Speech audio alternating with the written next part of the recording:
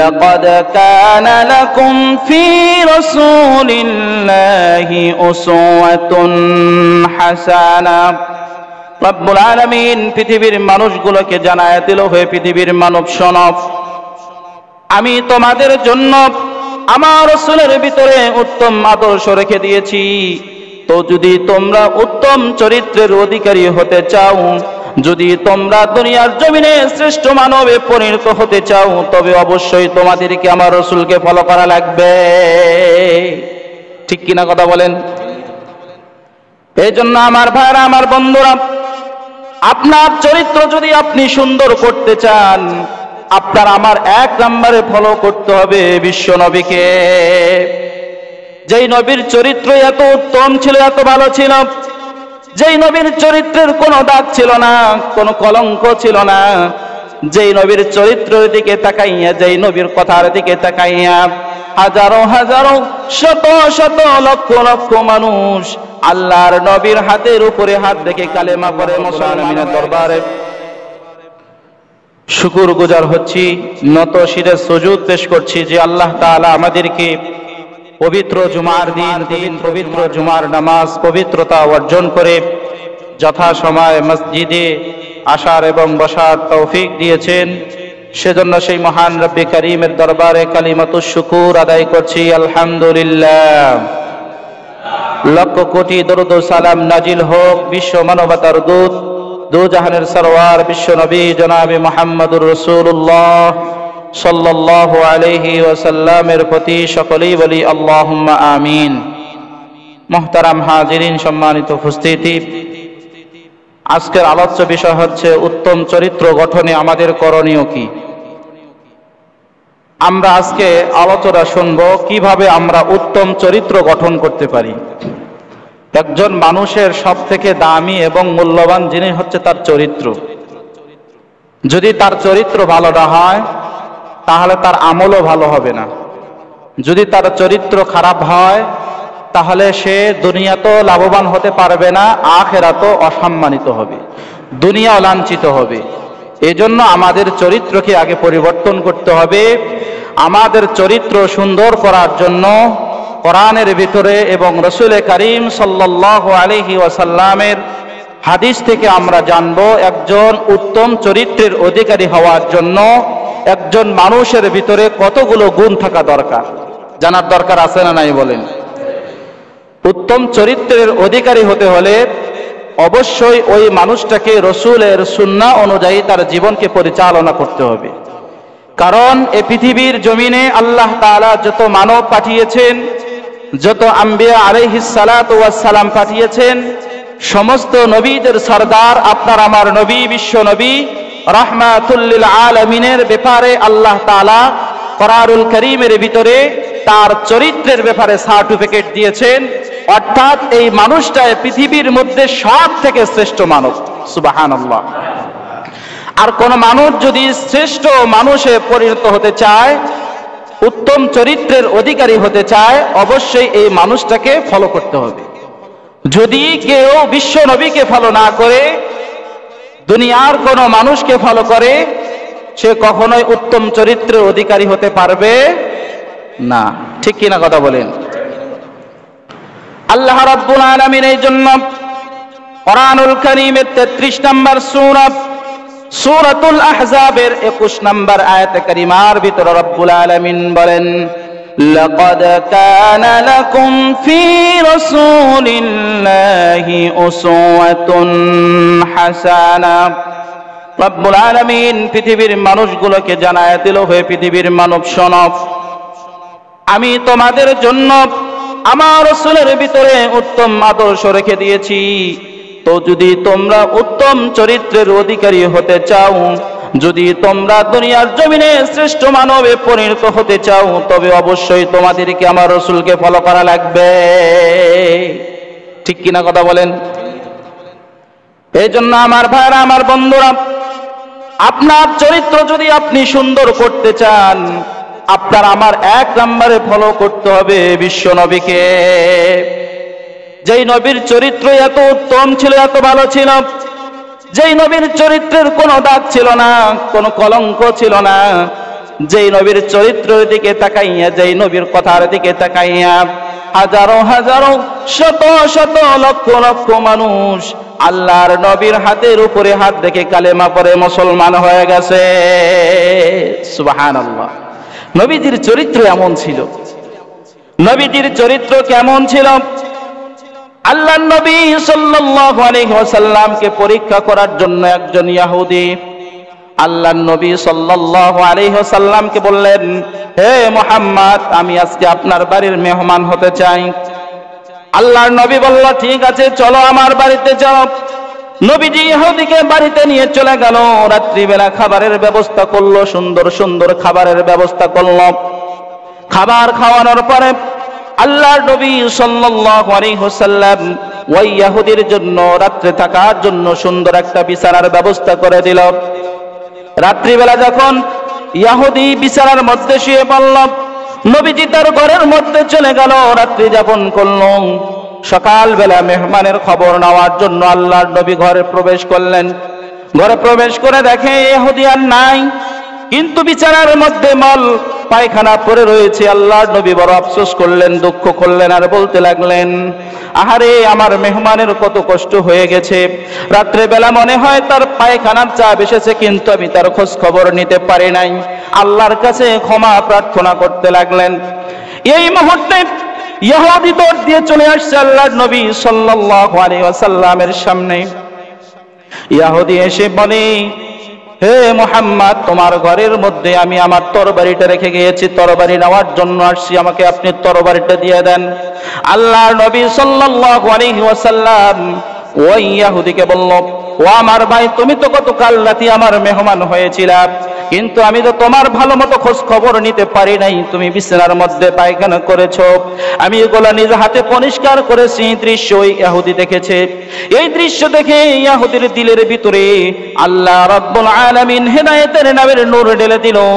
ইহুদি আল্লাহর নবীকে বলে, ও হে মুহাম্মদ সাল্লাল্লাহু আলাইহি ওয়াসাল্লাম, আমি তো আপনার দুশ্মনী করে পায়খানা করে দেই নাই, বরং আপনি যে সত্য নবী, আপনার চরিত্র সব থেকে সুন্দর, আপনি সব থেকে উত্তম চরিত্র অধিকারী। আল্লাহ বলেছে, আমি আপনাকে পরীক্ষা করার জন্য আপনার বিছানার মধ্যে ইচ্ছা করে পায়খানা করে দিয়েছি। আমার আর বুঝতে বাকি নেই, আপনি পৃথিবীর মধ্যে সর্বশ্রেষ্ঠ মানব, আপনি আল্লাহর নবী। ওগো আল্লাহর নবী, আপনি আমারে কালেমা পড়ায় মুসলমান বানায় দেন। সুবহানাল্লাহ। এই ছিল বিশ্ব নবীর চরিত্র। এই নবীকে যদি আমরা ফলো করতে পারি, আপনার আমার চরিত্র পরিবর্তন ঘটবে কি ঘটবে না, কথা বলেন। কিন্তু আজকে তো আমরা ওই নবীকে ফলো করি না, ওই নবীর আদর্শকে আমরা মানি না। আমরা আজকে দুনিয়ার মানুষের দিকে তাকাই, দুনিয়ার মানুষের কান করা আমাদের কানে আসে, ওই কথা অনুযায়ী আজকে আমাদের জীবনকে আমরা পরিচালনা করি। ঠিক কিনা, কথা বলেন। এই জন্য উত্তম চরিত্রের কোন মানব যদি অধিকারী হতে চায়, অবশ্যই কাকে ফলো করতে হবে বলেন? মুহাম্মদ রাসূলুল্লাহ সাল্লাল্লাহু আলাইহি ওয়াসাল্লাম। ঘোষণা হলো আল্লাহ রাব্বুল আলামিন। আল্লাহ রাব্বুল আলামিন বলেন, ওয়া ইন্নাকা লাআলা খুলুকিন আযীম। নবীদের চরিত্র হচ্ছে খুলুকে আযীম, আযীম চরিত্রের অধিকারী, অর্থাৎ উত্তম চরিত্রের অধিকারী। এমন চরিত্র আল্লাহ তাআলা পৃথিবীর জমিনে আর কাউকে দেন নাই। সুবহানাল্লাহ। এই জন্য কোন মানুষ যদি ভালো চরিত্রের অধিকারী হতে চায়, বিশ্ব নবীকে ফলো করতে হবে। আর নবীজির জীবনে তিনি কিভাবে তার জীবনকে পরিচালনা করেছে, এই কাজগুলো যদি আমরা একটা একটা করে ধরে রাখতে পারি, তবে আপনার আমার চরিত্র সংশোধন হবে। ঠিক না ঠিক বলেন? এই জন্য রাসূলের তো গুণাগুণের কোনো অভাব নাই। আমি যদি একটা একটা করে আলোচনা করে দীর্ঘ সময় চলে যাবে, কিন্তু রাসূলের গুণাগুণ শেষ করা সম্ভব হবে না। তারপরেও আজকে আমি 13টা বিষয়ের উপরে সংক্ষিপ্ত আকারে শুধু শিরোনামগুলোর সাথে একটু করে কোরআন এবং হাদিস থেকে দলিল দেওয়ার চেষ্টা করব। ওমা তাওফীক ইল্লা বিল্লাহ। একজন মানুষ উত্তম চরিত্রের অধিকারী যদি হতে চায়, তাকে অবশ্যই নামাজি হওয়া লাগবে। কি হতে হবে বলেন? নামাজি হতে হবে। কারণ রাসূল তিনি না স্বয়ং নিজে নামাজি ছিলেন। ঠিক কিনা, কথা বলেন? নামাজি ছাড়া, সে নামাজ না পড়ে সে নিজেকে দাবি বলবে যে আমি উত্তম চরিত্রের অধিকারী, এটা কখনো হতে পারে না। মানুষ যখন নামাজ পড়বে, একজন মানুষ যখন নামাজ পড়বে, নামাজের দ্বারা আল্লাহ রাব্বুল আলামিন ওই মানুষটাকে গুনাহ থেকে ফেরায়া দিবে। আল্লাহ রাব্বুল আলামিন কোরআনুল কারীমের সূরা আনকাবুতে ৪৫ নম্বর আয়াতে কারিমার ভিতরে রব্বুল আলামিন বলেন, ইন্নাস সালাতা তানহা আনিল ফাহশাই ওয়াল মুনকার। আল্লাহ সুবহানাহু ওয়া তাআলা বলেন, নিশ্চয় নামাজ মানুষকে অশ্লীল এবং ফাহশা কাজ থেকে বিরত রাখে। সুতরাং কোন মানুষ যদি নামাজ আদায় করে নামাজি হয়ে যায়, ওই মানুষটার দ্বারা অবশ্যই খারাপ। একজন মানুষ উত্তম চরিত্রের অধিকারী যদি হতে চায়, তাকে অবশ্যই নামাজি হওয়া লাগবে। কি হতে হবে বলেন? নামাজি হতে হবে। কারণ রাসূল তিনি না স্বয়ং নিজে নামাজি ছিলেন, ঠিক কিনা কথা বলেন? নামাজি ছাড়া সে নামাজ না পড়ে সে নিজেকে দাবি বলবে যে আমি উত্তম চরিত্রের অধিকারী, এটা কখনো হতে পারে না। মানুষ যখন নামাজ পড়বে, একজন মানুষ যখন নামাজ পড়বে, নামাজের দ্বারা আল্লাহ রাব্বুল আলামিন ওই মানুষটাকে গুনাহ থেকে ফেরায়া দিবে। আল্লাহ রাব্বুল আলামিন কোরআনুল কারীমের সূরা আনকাবুতে ৪৫ নম্বর আয়াতে কারিমার ভিতরে রব্বুল আলামিন বলেন, ইন্নাস সালাতা তানহা আনিল ফাহশাই ওয়াল মুনকার। আল্লাহ সুবহানাহু ওয়া তাআলা বলেন, নিশ্চয় নামাজ মানুষকে অশ্লীল এবং ফাহশা কাজ থেকে বিরত রাখে। সুতরাং কোন মানুষ যদি নামাজ আদায় করে নামাজি হয়ে যায়, ওই মানুষটার দ্বারা অবশ্যই খারাপ অশ্লীল কাজ থেকে বিরত থাকা সম্ভব। সুবহানাল্লাহ বলবেন না?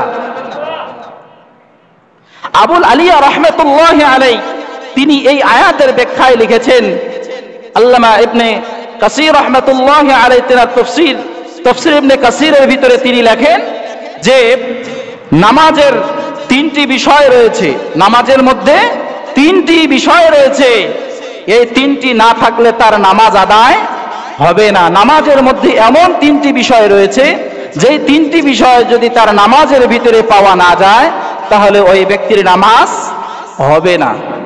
নাম্বার ১, নামাজের ভিতরে ইখলাস থাকতে হবে, আন্তরিকতা থাকতে হবে। ২ নাম্বার, আল্লাহর ভয় তার নামাজের ভিতরে থাকতে হবে।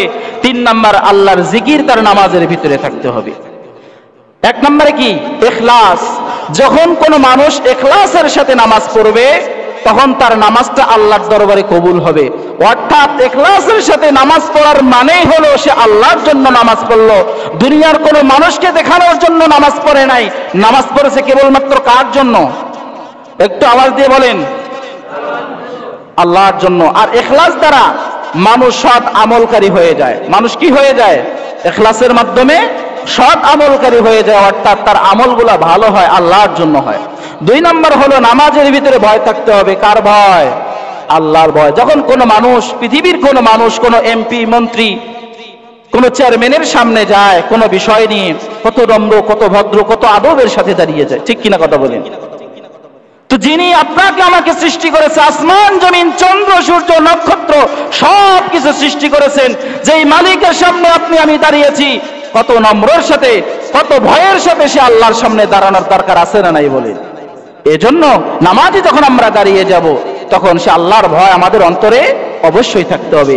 ৩ নম্বর হলো নামাজের ভিতরে যখন আপনি থাকবেন, তখন নামাজের ভিতরে জিকির থাকতে হবে। অর্থাৎ আপনার নামাজের ভিতরে যখন জিকির থাকবে, কোরআন তেলাওয়াত থাকবে, এই কোরআন তেলাওয়াতের মাধ্যমে আল্লাহ তাআলা এই নামাজের মাধ্যমে আপনাকে আমাকে ভালো কাজ করার সুযোগ করে দিবেন এবং গুনাহ থেকে বিরত থাকার সুযোগ করে দিবেন। সুবহানাল্লাহ। তাহলে নামাজ যে আমরা পড়তেছি, এই নামাজের ভিতরে 3টা জিনিস থাকতে হবে। কয়টা জিনিস বলেন?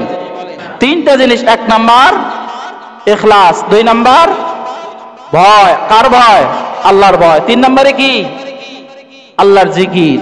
আল্লাহর জিকির। এই 3টা জিনিস যদি থাকে, তাহলে এই নামাজ আল্লাহর দরবারে গ্রহণযোগ্য হবে, নচেত এই নামাজ আল্লাহর দরবারে গ্রহণযোগ্য হবে না।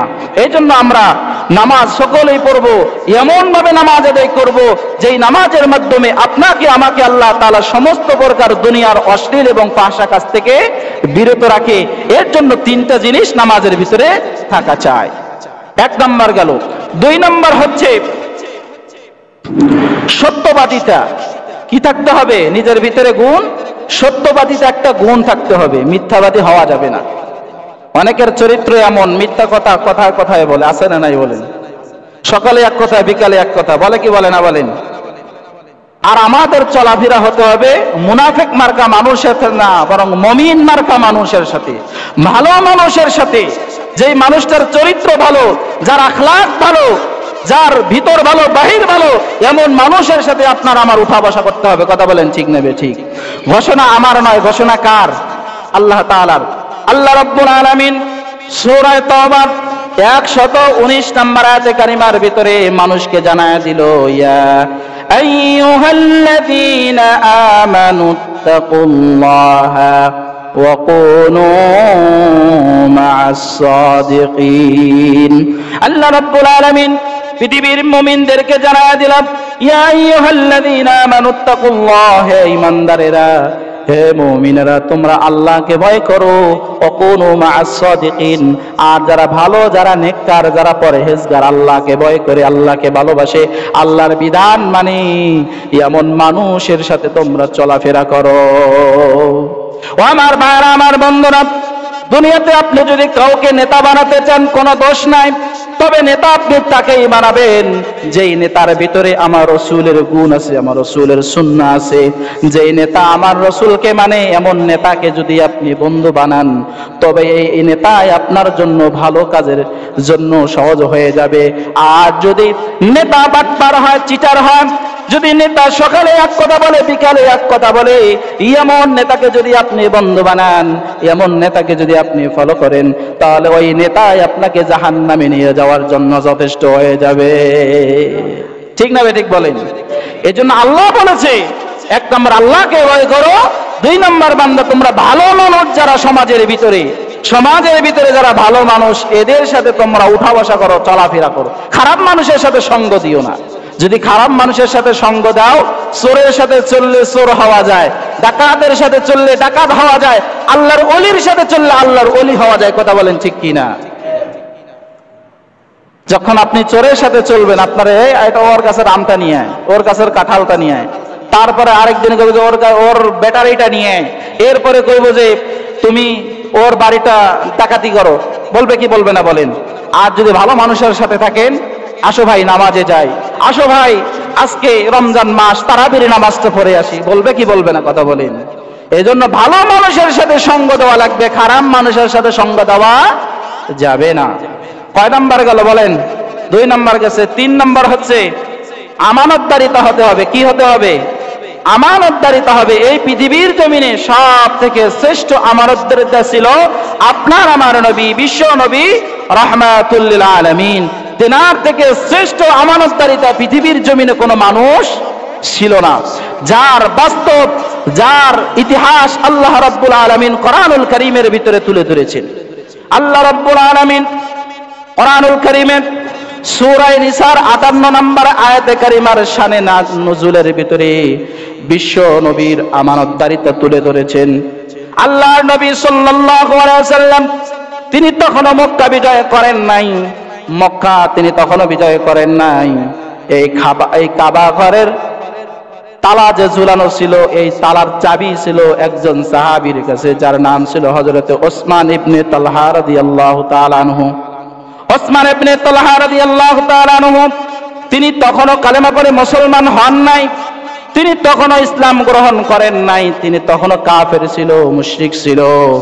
আল্লাহর নবী সাল্লাল্লাহু আলাইহি ওয়াসাল্লাম ওসমান ইবনে তালহার কাছে গিয়ে বললেন, হে ওসমান ইবনে তালহা, কাবা শরীফের চাবিটা আমি মুহাম্মদকে একটুখানি দাও, আমি এই কাবা ঘরের ভিতরে প্রবেশ করে আমি আল্লাহর 2 রাকাত নামাজ আদায় করতে চাই। কিন্তু ওসমান ইবনে তালহা তিনি কোনোভাবেই চাবি দিল না। এক পর্যায়ে আল্লাহর নবী সাল্লাল্লাহু আলাইহি ওয়াসাল্লাম মন খারাপ করে চলে গেল। এরপরে যখন মক্কা বিজয় হয়ে গেল, মক্কা যখন বিজয় হয়ে গেল, ওসমান ইবনে তালহা রাদিয়াল্লাহু তাআলা আনহুর কাছে হযরত ওসমান রাদিয়াল্লাহু তাআলা আনহু জোর করে কাবা ঘরের চাবিটা নিয়ে নিল। চাবিটা যখন নিয়ে নিল, আল্লাহর নবী খানায়ে কাবার দরজা খুললো, খানায় কাবার ভিতরে প্রবেশ করলো, ঘরের ভিতরে যত মূর্তি ছিল সমস্ত মূর্তিগুলোকে ভেঙে ফেললো। আল্লাহর নবী ঘরের ভিতরে নামাজ আদায় করলো। এদিকে সাহাবায়ে কেরাম হযরত ওসমান রাদিয়াল্লাহু তাআলা আনহু মনে মনে ভাবতে লাগলেন, আমি হলাম আল্লাহর নবী সাল্লাল্লাহু আলাইহি ওয়াসাল্লামের একজন জলিলুল কদর সাহাবী, আজকে মনে হয় খানায় কাবার চাবিটা আল্লাহর নবী আমার হাতে দিয়ে দিবে। এ কথা চিন্তা করলো হযরত ওসমান। এবার আবু বকর মনে মনে চিন্তা করে, আজকে মনে হয় আল্লাহর নবী খানায় কাবার চাবিটা আমার কাছে দিয়ে দিবে। এরকম ভাবে আলীও মনে মনে ভাবলো, আবু বকরও ভাবলো। কিন্তু যখন আল্লাহর নবী সাল্লাল্লাহু আলাইহি ওয়াসাল্লাম খানায় কাবা থেকে বের হয়ে আসলো, আল্লাহ রাব্বুল আলামিন এই মুহূর্তে সূরা নিসার 58 নম্বর আয়াতে কারিমা নাযিল করলেন। হযরত জিবরাইল আমিনকে বলল, ও জিবরাইল তুমি যাও, যাওয়া আমার নবীর কাছে চলে যাও। হযরত জিবরাইল আমিন আয়াত নিয়ে আসলো। আল্লাহ রাব্বুল আলামিন বলেন, ইন্নাল্লাহা ইয়া'মুরুকুম আন তু'আদ্দুল আমানাতি ইলা আহলিহা, নিশ্চয় আপনি এই আমানতকে, আপনি আমানত যার কাছে ছিল, এই আমানতের হকদার যিনি, হে নবী আপনি তার কাছে আমানতকে পৌঁছায়া দিন। মানে আয়াত দ্বারা আল্লাহ তাআলা ইঙ্গিত করেছে, নবীজি আপনি এই চাবিটা কার কাছে দিন? তালহার কাছে দিন। কার কাছে? কার কাছে বলেন না? তালহার কাছে। চাবি ছিল কার কাছে? তালহার কাছে ছিল না? ওসমান ইবনে তালহার কাছে চাবি ছিল, তার কাছ থেকে চাবি দেওয়া হলো। সে কিন্তু এখনো মুসলমান হয় নাই, সে এখনো মুসলমান হয় নাই, কিন্তু আল্লাহর আয়াত নাজিল হয়ে গেল। আল্লাহ তাআলা বলছেন, নবীজি আপনি এই আমানতকে, আমানতের হকদার যিনি, যিনি এটার যোগ্য, আপনি তাকে কি দিন? এই হকটা আপনি তার কাছে পৌঁছায়া দিন। আল্লাহ নবীর কাছে যখন আয়াত নাজিল হয়ে গেল, তখন আল্লাহর নবী চাবিটা ওসমানের কাছে দিয়ে দিল, ওসমান ইবনে তালহার কাছে।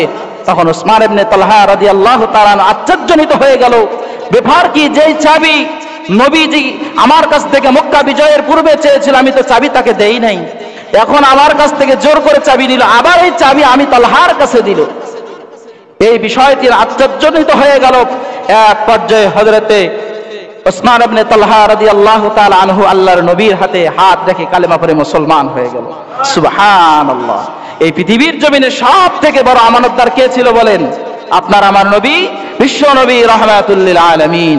আর যে ব্যক্তি আমানতের খেয়ানত করবে, এদের ব্যাপারে রাসূল করিম সাল্লাল্লাহু আলাইহি ওয়াসাল্লাম হাদিসের ভিতরে বলেন, আয়াতুল মুনাফিকি সালাসা, মুনাফিকের আলামত হলো তিনটি। কয়টি বলেন? কয়টি?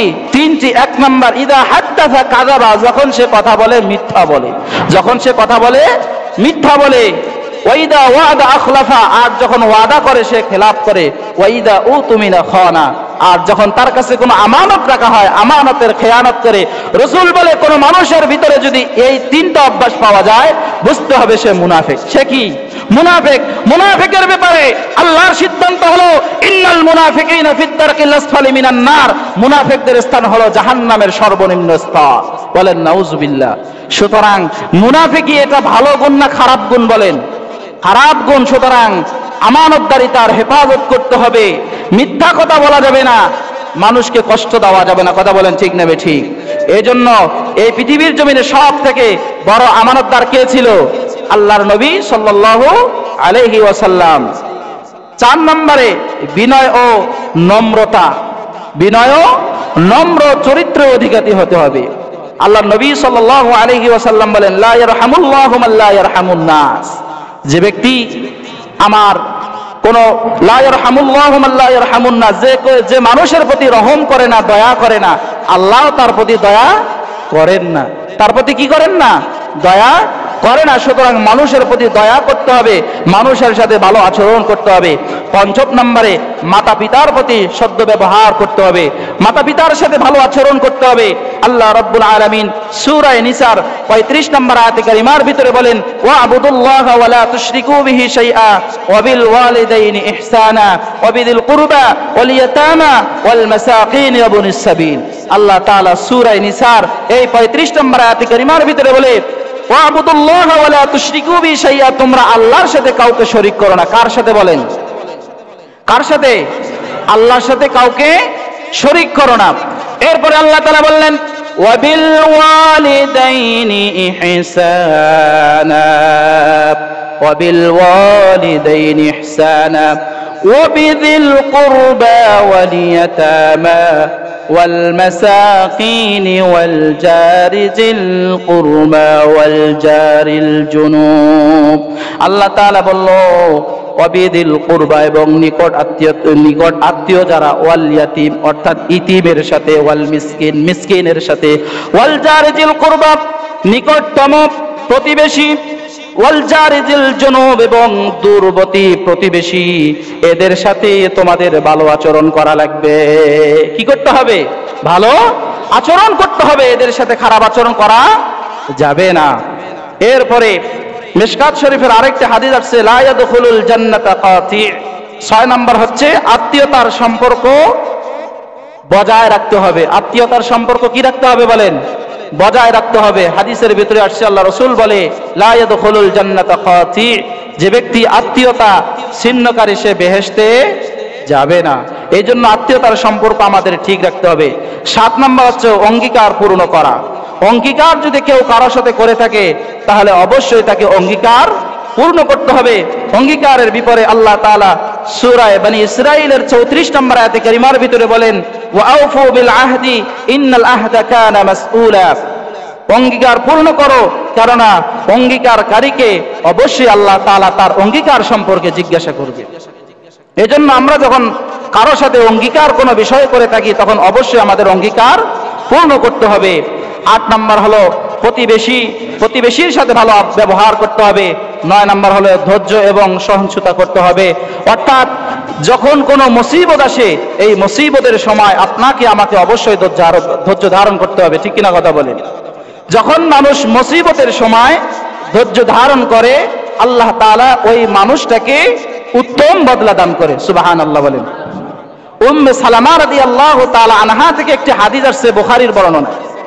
উম্মে সালামা রাদিয়াল্লাহু তাআলা আনহা তিনি বলেন, আমার স্বামী যখন ইন্তেকাল করলো তখন আমি খুব কষ্টের মধ্যে দিন কাটাচ্ছিলাম। তবে আমার স্বামী মারা যাওয়ার পূর্বে আল্লাহর নবী সাল্লাল্লাহু আলাইহি ওয়াসাল্লামের দরবারে আমার স্বামী একবার গেল। তো আমার স্বামী এসে আমাকে বলতেছে যে আমি আজকে আল্লাহর নবীর দরবার থেকে এমন একটা দোয়া শিখে এসেছি যে মানুষটা এই দোয়াটা পাঠ করবে আল্লাহ তাআলা থেকে দুনিয়া এবং আখিরাতে উত্তম প্রতিদান দান করবেন। সুবহানাল্লাহ। দুনিয়া এই দোয়াটা পাঠ করলাম আর মনে মনে ভাবলাম যে আমার স্বামীর মতো মনে হয় পৃথিবীর জমিনে আর কোনো ভালো স্বামী আর পাবো না। এই মনে মনে কল্পনা নিয়ে আমি দিন কাটাচ্ছিলাম। কিছুদিন পরে আমি যখন ইদ্দত শেষ করলাম, ইদ্দত শেষ করার পরে আল্লাহ নবী সাল্লাল্লাহু আলাইহি ওয়াসাল্লাম আমার দরজার সামনে এসে সালাম দিল। আমি সালামের জবাব দিলাম। সালামের জবাব দেওয়ার পরে রসুল আমার কাছে অনুমতি চাইলো ঘরে প্রবেশের জন্য। আমি রসুলকে ঘরে প্রবেশের জন্য অনুমতি দিলাম। রসুল ঘরে প্রবেশ করার পরে আমি উম্মে সালামাকে একটা প্রস্তাব দিল। সেই প্রস্তাবটা হলো রসুলের সাথে আমার বিবাহের প্রস্তাব। সুবহানাল্লাহ বলেন। হযরত উম্মে সালামা রাদিয়াল্লাহু তাআলা আনহা তিনি বলেন, ওই যে আমার স্বামী মারা যাওয়ার পরে রসুল যে দোয়া শিখাইয়া দিয়েছিল এই দোয়ার বরকতে আল্লাহ তাআলা পৃথিবীর জমিনে আমার স্বামীর থেকেও এই পৃথিবীর জমিনে সব থেকে শ্রেষ্ঠ স্বামী রসুলকে আল্লাহ তাআলা আমার জন্য বানায় দিয়েছে। সুবহানাল্লাহ। তাহলে বিপদের সময় ধৈর্য ধারণ করলে আল্লাহ তাআলার পক্ষ থেকে পুরস্কার আছে না নাই বলেন? অবশ্যই আছে। 10 নম্বর হচ্ছে লজ্জা থাকা লাগবে। কি থাকতে হবে? লজ্জা থাকা লাগবে। শুধু সব কথা মুখ দিয়ে বলা যাবে না, লজ্জা থাকতে হবে। কি থাকতে হবে বলেন? লজ্জা। লজ্জার ব্যাপারে হাদিসের ভিতরে আসছে আল্লাহ রাসূল বলে, আল হায়াউ শু'বাতুম মিনাল ঈমান। লজ্জা হচ্ছে ঈমানের একটা শাখা। লজ্জা হচ্ছে কি? ঈমানের একটা শাখা। এজন্য আমাদের সকলের লজ্জা থাকা চাই। 11 নম্বর হচ্ছে ন্যায়পরায়ণতা। অর্থাৎ আপনি আমি যে দায়িত্বের মধ্যে আছি এই দায়িত্বটা ন্যায়ের সাথে পালন করতে হবে। কিসের সাথে বলেন? ন্যায়ের সাথে। দায়িত্ব পালন করতে গিয়ে যদি অতিরিক্ত দায়িত্ব পালন করতে যাই আর এই দায়িত্বের মাধ্যমে যদি কেউ আমার দ্বারা কষ্ট পায় তাহলে এই কষ্টের জবাব আল্লাহর কাছে জবাবদিহি করা লাগবে। ঠিক কিনা কথা বলেন? এজন্য আপনার যতটুকুন দায়িত্ব আপনার দায়িত্বের মধ্যে থেকে আপনি ন্যায়ের সাথে দায়িত্ব পালন করতে হবে। এজন্য আল্লাহ রাসূল সাল্লাল্লাহু আলাইহি ওয়াসাল্লাম হাদিসের ভিতরে বলছে, বুখারীর বর্ণনা হাদিস, কুল্লুকুম রাঈন ওয়া কুল্লুকুম মাসউলুন আন রাইয়াতিহি। তোমরা প্রত্যেকেই দায়িত্বশীল। কিয়ামতের ময়দানে তোমাদের দায়িত্ব সম্পর্কে তোমাদেরকে জিজ্ঞাসা করা হবে। এজন্য আমরা যখন দায়িত্ব পালন করব ন্যায়ের সাথে দায়িত্ব পালন করব। 12 নম্বর হচ্ছে দয়া ও করুণা। দয়া ও করুণা। অনেক মানুষ আছে জুলুম করে, অত্যাচার করে, গরিবের উপরে, দুর্বলের উপরে করে, কি করে না বলেন? দুর্বলের উপরে কি করা যাবে না? জুলুম করা যাবে না, তাদের সাথে ভালো আচরণ করতে হবে। 13 নম্বর হলো চারিত্রিক পবিত্রতা, অর্থাৎ আপনার চরিত্রটাকে পবিত্র রাখতে হবে। আপনার চরিত্র যদি অপবিত্র হয়ে যায়, আর এমন চরিত্র নিয়ে যদি আপনি আমি কবরে যাই, তাহলে আপনি আমি তো উত্তম চরিত্রের অধিকারী হতে পারলাম না, ঠিক কিনা কথা বলেন? তাহলে যে 13টা গুণের কথা বললাম, আরো অনেক গুণ আছে রসুলের, আছে কিনা বলেন? যে 13টা গুণের কথা বললাম সংক্ষিপ্ত আকারে, এই 13টা গুণের উপরে যদি আমরা আমল করতে পারি, আশা করা যায় আমরা একজন উত্তম চরিত্রের মানুষে পরিণত হয়ে যাব, ঠিক কিনা কথা বলি? আল্লাহ রাব্বুল আলামিন আমাদের সকলকে উত্তম চরিত্রের অধিকারী হওয়ার তৌফিক দান করুক, সকল বলে আমিন। আল্লাহ রাব্বুল আলামিন আমাদেরকে যতটুকু শুনেছি এর উপরে আমল করার তৌফিক দান করুক, সকল বলে আমিন। ওয়া আখিরু দাওয়ানা আনিল হামদুলিল্লাহি রাব্বিল আলামিন।